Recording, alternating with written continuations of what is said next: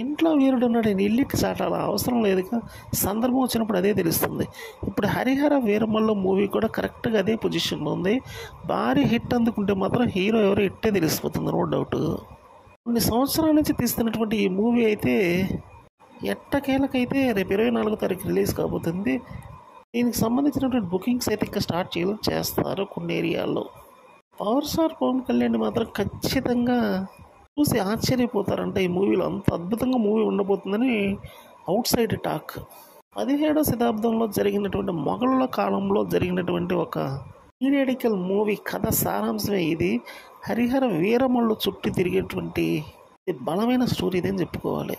కాలం కలిసి రానప్పుడైతే కొన్ని అన్నీ మనకి రివర్స్ అవుతూనే ఉంటాయి. కానీ ఆ కాలం ఒక్కసారి కలిసి వస్తుంది, అప్పుడు అన్నీ కలిసి వస్తాయి. వచ్చేయన్నీ ఒకేసారి వస్తాయి, పోతే అన్నీ ఒకేసారి పోతుంటాయని మనకు తెలియదు కాదుగా. ఏదేమైనప్పటికీ ప్రస్తుతానికి ఈ మూవీ మీద మాత్రం అతి భారీ అంచనాలు ఉన్నాయి. పాన్ ఇండియన్ లెవెల్లో ఈ మూవీ రిలీజ్ అవుతుంది కాబట్టి దగ్గర మూవీ మీద భారీ స్థాయి హైప్ నెలకొని ఉంది. 250 కోట్ల భారీ బడ్జెట్తో ఈ మూవీ అయితే తీయడం జరిగిందనమాట.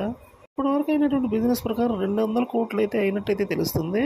మరి చూడాలి ఈ మూవీ యొక్క భవిష్యత్తు ముందు ఏ విధంగా ఉండబోతుంది.